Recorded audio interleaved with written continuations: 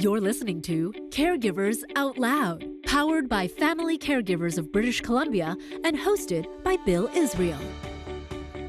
Providing support and assistance to aging or ill parents can include many tasks, such as arranging meals, managing their medication, and accompanying them to appointments. Being a caregiver to a parent could be a natural obligation, but it also comes with navigating a new version of your relationship. To maintain dignity, respect, and consent with your parent, we need to adapt to their emotional needs and often changing health conditions, which is easier said than done. Roma Palmer, a registered clinical counselor, first navigated this challenging and rewarding experience in 2007, having cared for her mother who had a stroke. Today, she cares for her dad, bringing a more experienced approach to care while juggling her family and a full-time career, a different dynamic than caring for her mom back then when she had young children. When navigating care for a parent, it can often feel overwhelming, especially when the relationship evolves from child to parent to now an adult caregiver to parent. So I first wanted to explore some of the effective ways to discuss the transition of care responsibilities with a parent who may be resistant to accepting your help.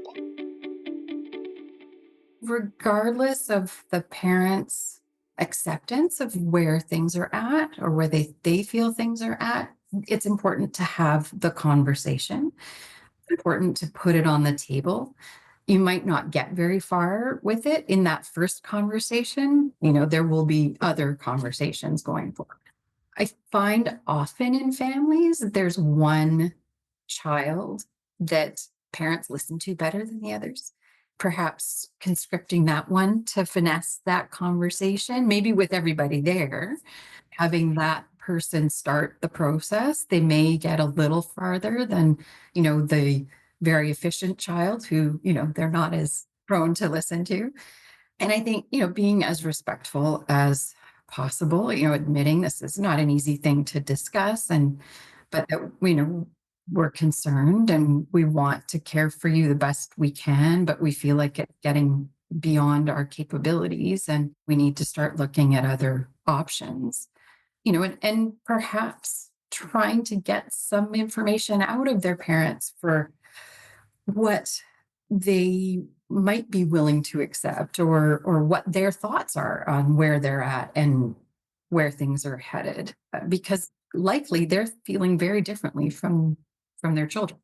I don't think my mom saw that she was cognitively impaired or she wasn't going to admit it. And so, there were things that were hard for her to do. And, as I find with a lot of caregivers, I just wanted to jump in and get it done. But that wasn't the most helpful for her. The situation that I'm thinking of, she was having a hard time cleaning the house. So there were some physical issues as well. And I hired a cleaner. And then my dad got mad at her because she wasn't cleaning the house. So, it's with our best of intentions, we don't necessarily know the politics of the relationships we're entering into as adult children. The concern for our parents' safety is kind of in our mind, and the fastest route to that is in our minds. But, sometimes it has to take a crisis to take us to the next level. And that's hard, as caregivers can see where it's going, and our parents may not see that that's what's happening, and to wait. We're uncomfortable watching our care recipients age. And I think some of the choices that we make as caregivers are to decrease our discomfort rather than to address the care recipient's needs. I'd be interested in your advice about this, even in my own caregiving situation, about acknowledging to yourself you can't stop the progression of whatever is happening with your care recipient. And your role is primarily to be there, But it brings up all of that guilt and the fatigue and the isolation that happens in that. What's your best advice about that? I mean, seeking out help with family caregivers, there's a lot of support available. But when that's not always available, what goes on in the mind of the caregiver now about, I really am alone in this? You nailed it with isolation. We do feel isolated, and think especially in our society here today, because we aren't as connected with each other. A lot of family members aren't living in the same city. Whatever kinds of support that a caregiver can get for themselves, whether that's taking breaks from caregiving, which, can create different kinds of guilt, spending time with friends, like having other things in their life aside from caregiving where possible. That's not always easy either. And that's the mantra really of family caregivers is self-care. What sort of things did you do and or things you recommend for someone who feels so isolated and locked into this responsibility? It's funny looking back at that time because now it's different. I'm caring for my father who's 93, but our kids are grown now. So I'm in a very different situation. But my mom had her stroke.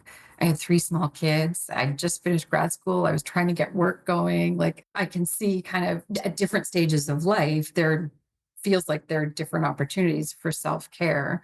Even, taking 5 minutes here or there can be really restorative if you can shift your brain space in that time. The internet's such a valuable resource for things like 5-minute meditations these days, or going for a walk around the block, changing your location and moving your body. And I think making those regular practices in your day, whether it's you make sure you have your tea or your coffee in the morning and just have 5 minutes to yourself. You take time at lunch and take another 5 minutes and do meditation. And in the afternoon, make sure you take a 5-minute walk. But that regular practice, I think, can build over time. Sometimes that's the ticket, it's that they do need some dedicated time away and to find respite, whether that's official respite care or whether it's friends or family. Some of this takes thinking outside the box, and it's so hard, I think, when caregiving can be so demanding. But, what other sources of stimulation, could your care recipient appreciate? Maybe it's a family friend or a family member. Grandchildren may be a great source of stimulation. I often think it would be easier caring for someone else's parents, than caring for your own. There are years and years of memories and conflicts and whatever and expectations that further complicate a complicated situation. If you could just parachute in, it would be lovely. So, a grandchild doesn't have the same baggage. So somebody else to come and visit or spend time. And often people that are more removed don't mind doing that because they don't have the day-to-day demand on them. I think we talk ourselves out of doing that. They're busy, but I think people are quite happy to do it. I was actually talking with a friend of mine whose mother just passed away, and he was sort of the primary caregiver for her. But his brother could call her and talk for hours with her, and loved it. He knows my dad too. And I said, maybe he'll talk to my dad. He said, I'll give you his number. He'd love to talk to him. That makes me feel like I know dad would love to talk to him. And it makes me feel like I'm doing something that would be good for him and more interesting than him saying the same stories to me all the time. Exactly. Yeah. Isolation becomes really a scary thing. Other family members who maybe they will ask, is there anything I can do to help? Knowing it's probably nothing. And then we make the mistake as the caregiver say, no, I'm fine. I can handle this.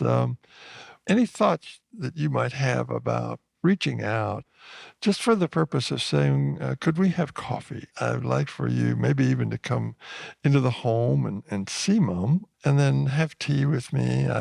I'm not asking you to take over my role, but I need somebody to tell. I need to have somebody at a personal level.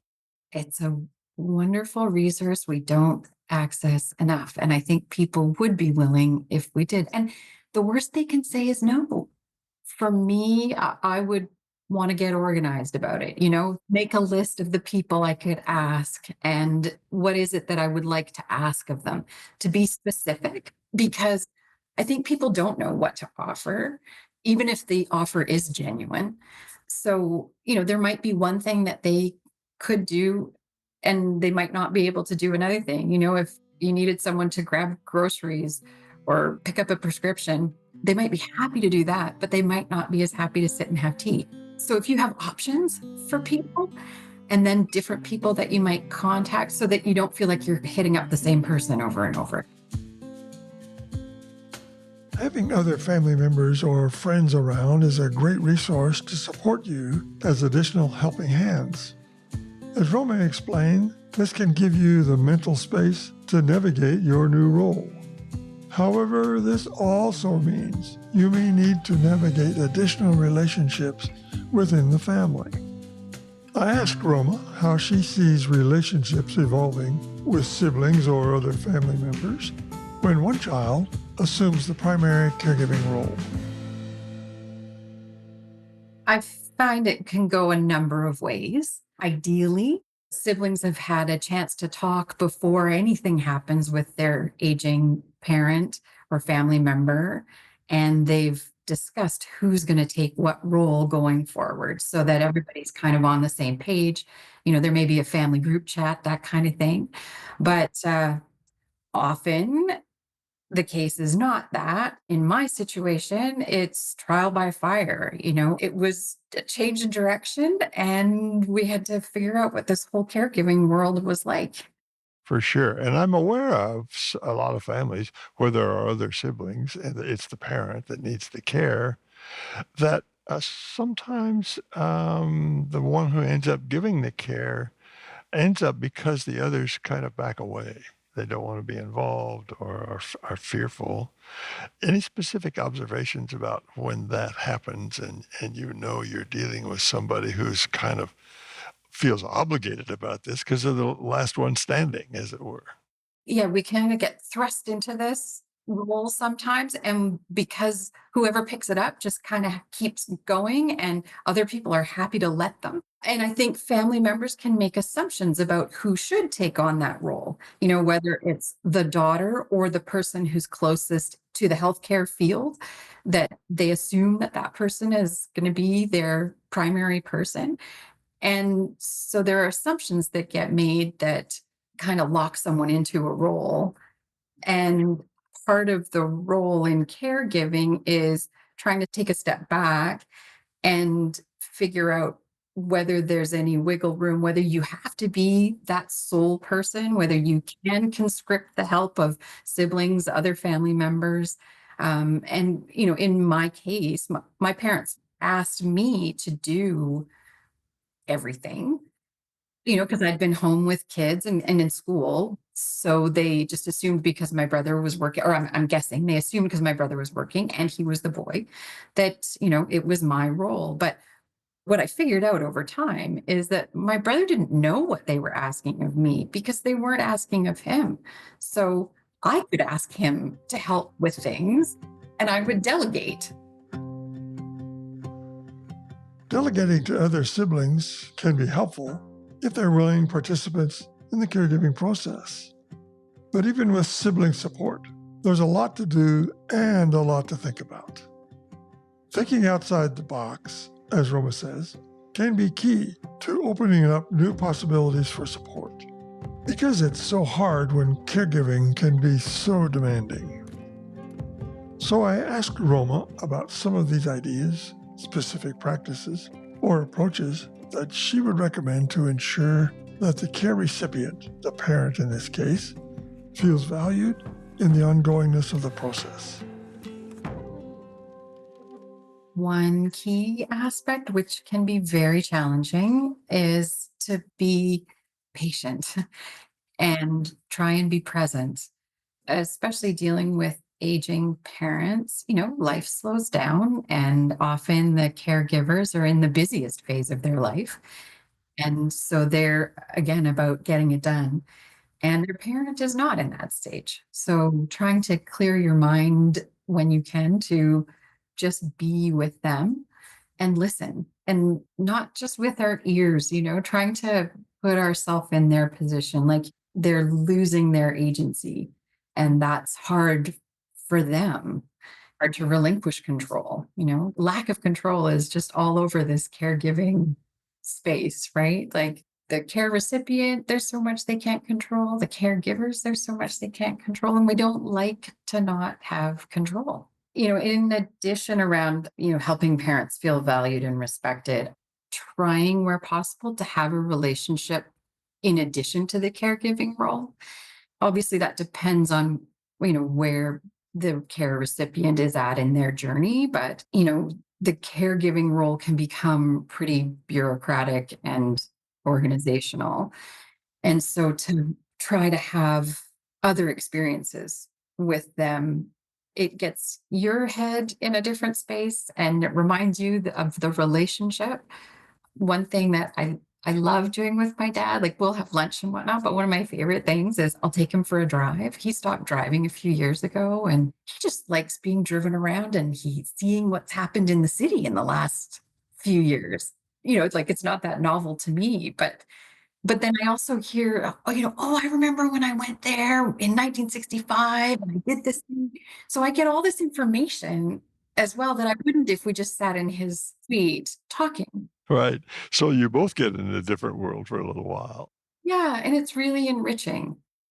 So, how can caregivers help their parents manage feelings of loss, independence, identity, and mobility without lessening their sense of dignity? And you've already made some wonderful suggestions.